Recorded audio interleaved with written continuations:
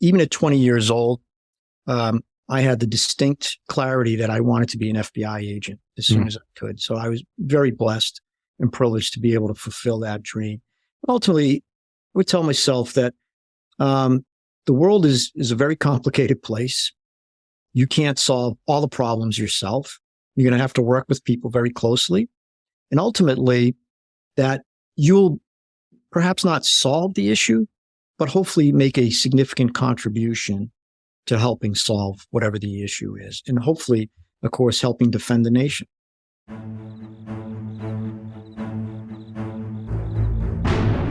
Welcome to the Risk Never Sleeps podcast.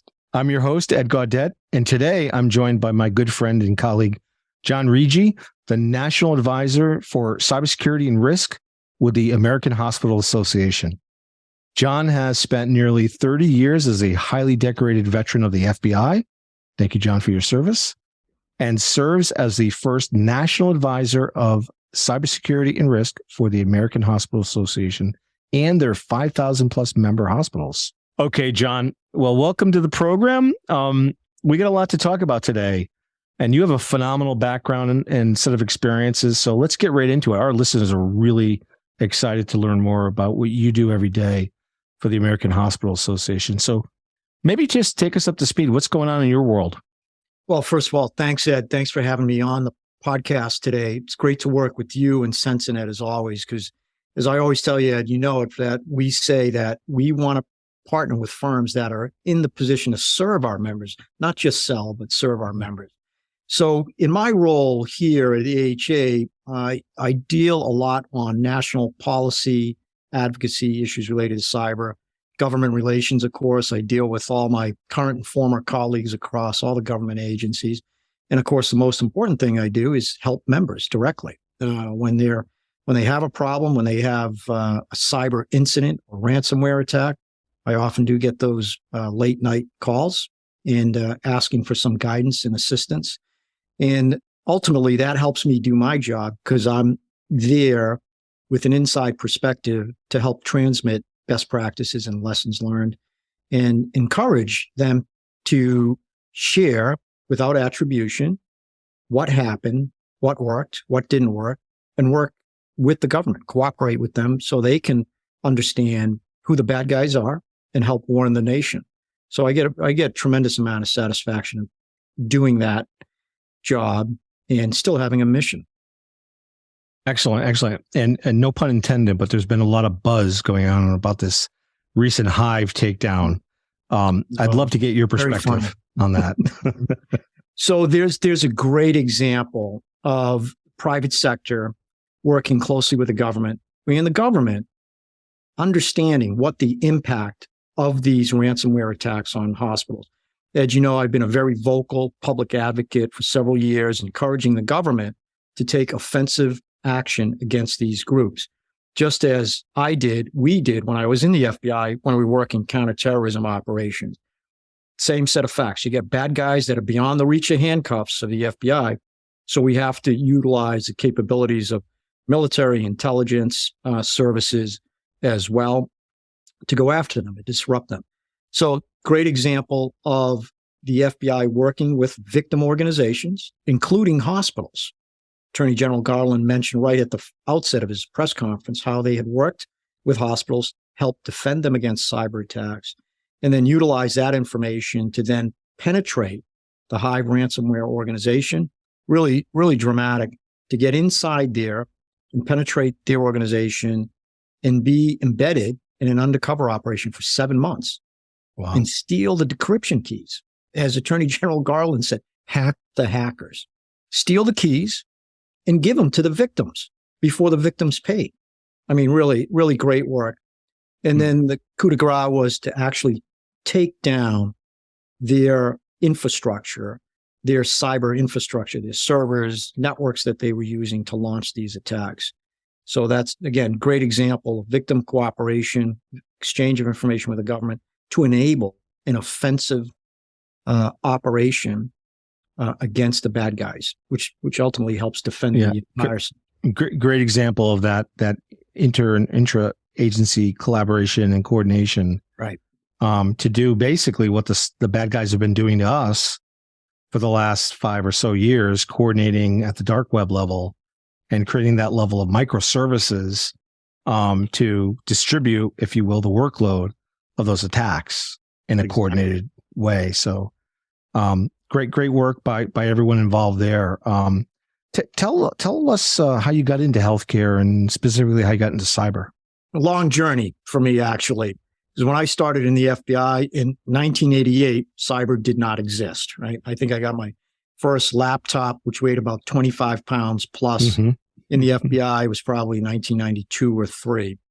And so ultimately, when I first entered the FBI, I was working a lot of the traditional violations and the high priority violations at the time: drug trafficking, international organized crime, drug money laundering, and then post 9/11 in New York City, of course, working counterterrorism issues. And then had a stint over at the CIA as a senior representative on counterterrorism issues there. And then all of that, which I didn't realize at the time, was actually just preparing me to work cyber, where ultimately that's where my last assignment was in the FBI, to run national cyber outreach programs and develop these mission critical relationships with private sector, including healthcare. And the reason why I say it was helping me prepare for my assignment in cyber is that it really was all the same bad guys: international organized criminals, nation states, terrorists, who had evolved to use cyber as a means to accelerate their plans and their attacks against the U.S. So having the background on these humans who are using cyber as a means to conduct their criminal activity and spying was very helpful.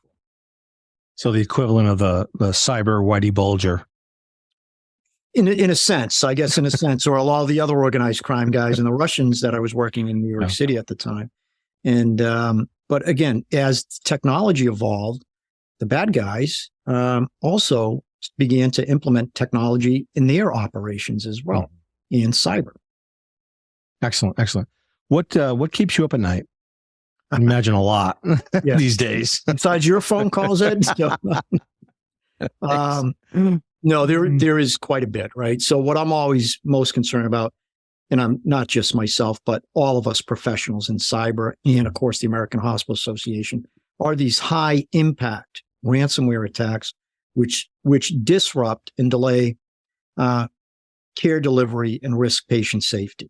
When I'm called about a hospital that has ambulances on diversion or strict bypass with stroke, heart attack, and trauma patients, when I'm aware that a hospital which has been hit by ransomware are delaying cancer treatments for patients, and the emergency department waits went from 1 hour to 12 hours. Those are the things that not only keep me up at night, but let's just say highly motivate me to continue in this role and to call out the bad guys and to encourage government to go after them. Ed, you've heard me say this many, many times, that we view ransomware attacks on hospitals not as economic crimes, but as threat to life crime. And the government is now responding as such. Yeah, no, you and I were some of the first to connect on that topic. I remember years ago, 4 years ago. All the work that you were doing, great work doing on 405D task force. Yeah, it's really interesting and scary, because we're all patients and we know patients, and it's very personal if your mother, father, sister, brother, grandfather, cousin are hooked up to one of those machines or on their way, like you said, in an ambulance, and it gets diverted because of an attack. That's right. It's a life-threatening event. Yeah. What I think is that what's lost on a lot of folks inside government, outside government, and perhaps even it's lost on the adversaries, that they don't realize the risk to public health and safety they pose, is that they're not only attacking the hospital, the organization, the financial entity, they're attacking the patients that are inside the hospital because of the lack of the denial of the availability of the technology, delays their care delivery. But it is also an attack on the entire community, which is serviced by that hospital. When that emergency department is no longer available, that means the entire community that emergency department serves is at risk. That means those ambulances are going to be diverted and the patients to another hospital or health system, which may be much further away. Mm-hmm. And again, creating that delay. So if you, God forbid, suddenly find yourself in a heart attack or a car accident and your nearest emergency department is no longer available, you're a victim as well. That's right. Yeah. And typically like in wartime, it's kind of a shared, a shared understanding. You don't attack those hospitals, right, on either side. And so, and yet it's a war crime. It's a war crime. It's a war crime, right? So it's a war crime. Why is this any different, right? It's no different. Exactly. When you're attacking a civilian target whose sole function is to provide emergency treatment, care to patients, to provide medical treatment, again, that is, if this was wartime, would be equivalent to a war crime. But again, that's why we're very encouraged to see the federal government to adopt an official policy that they treat these attacks on hospitals as threat to life crimes. Maybe we should try them in The Hague.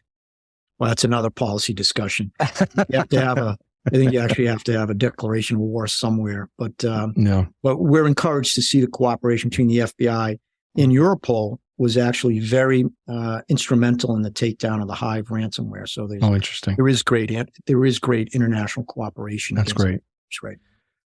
So let's switch gears a little bit and let's get a little personal. So sorry, this is as personal as it gets. Okay.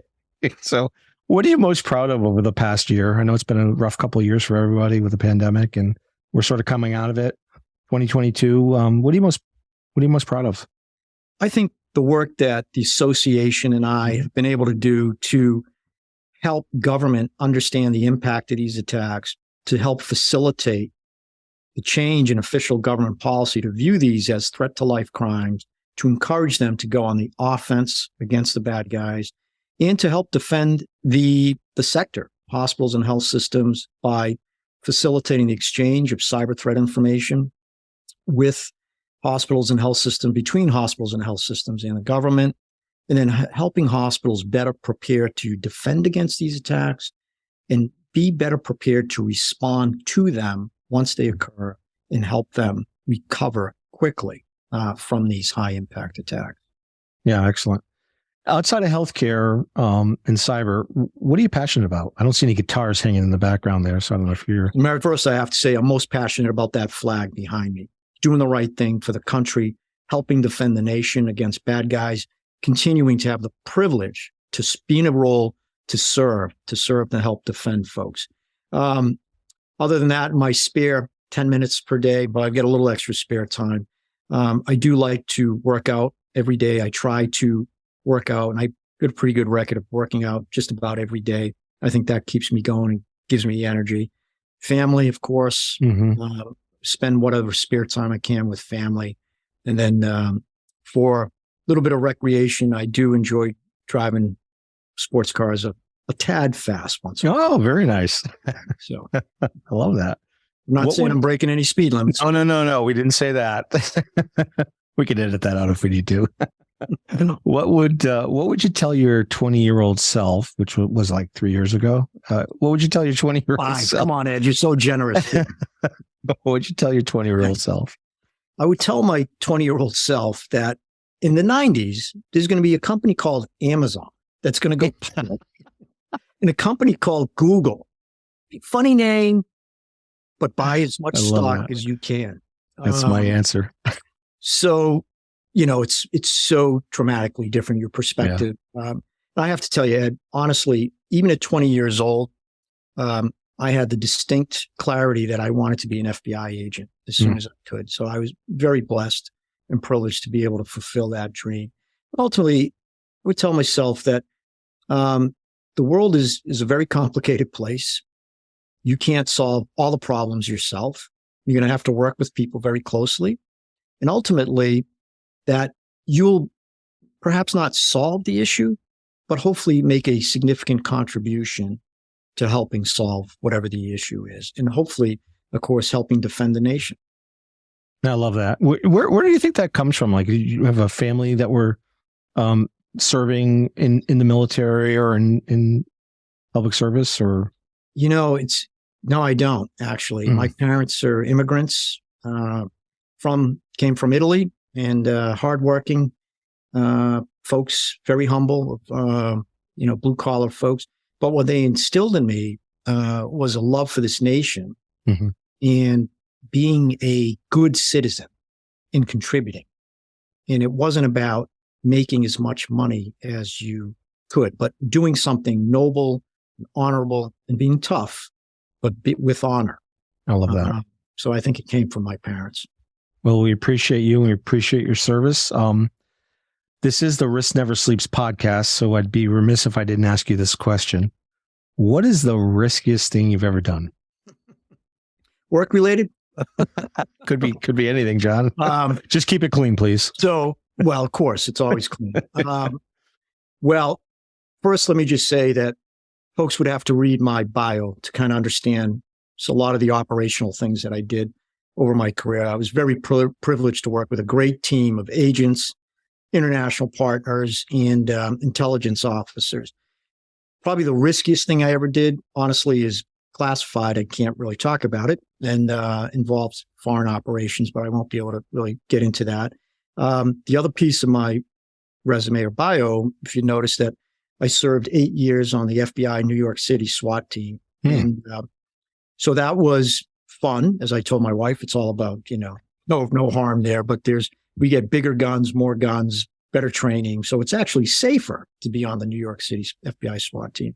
So let's just say that I was in a lot of high risk encounters, gunpoint encounters, and thankfully was able to complete the mission without getting hurt.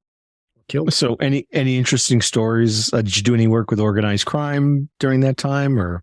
Ed, you see my last name, right? So I do.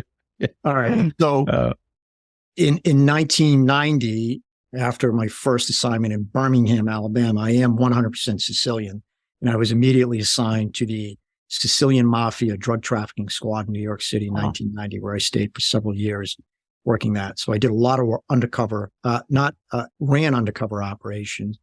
I ended up doing a little bit undercover operation myself later on against Russian organized crime, but worked very, very closely with Italian National Police and others against the Sicilian Mafia and U.S.-based organized crime. So a lot of fun in those days, but had the opportunity to work with some tremendous heroes on both sides of the Atlantic. Wow. Any interesting stories about that time that you can share with the listeners? I know I'm putting you on the spot. Well, there's one humorous story I can tell. I think I can, so I won't use all the names, but there was one of the arrests that I made of an international Sicilian Mafia drug trafficking figure. He was Sicilian, about my age. So at that point, so I was probably in my early 30s or so. And somebody I had encountered on the street numerous times. We went to arrest them at midnight to coincide with 6 a.m. in Italy, where we were doing a big international takedown. These guys were really bad guys, international heroin traffickers involved in multiple homicides as well. So I have him in handcuffs. He's in the back of the FBI car. We're taking him in to be processed. And I'm speaking to him in Sicilian dialect, our mutual combined native dialect. And I remember him as he's in handcuffs with his head down, looking at me, saying to me, he said, let me understand this. You're Sicilian like me, and you're in the FBI. I said, that's correct. Thinking that, boy, our lives are really different. And he's thinking of reflecting on our different situations. He then looked up at me and said to me with a straight face, he said, where did you go wrong? And again, this was the mentality at the time that he just couldn't believe a Sicilian would be in the FBI working against other Sicilians. But, happy ending. I went home that night. He went away for 20 years. That's right. Well, that's terrific, John. Thank you for your service and everything you do with the American Hospital Association and protecting us and protecting patients' safety. This is Ed Gaudet for the Risk Never Sleeps podcast. For those of you on the front lines of patient care, thank you for your service. And remember to stay vigilant because risk never sleeps. you.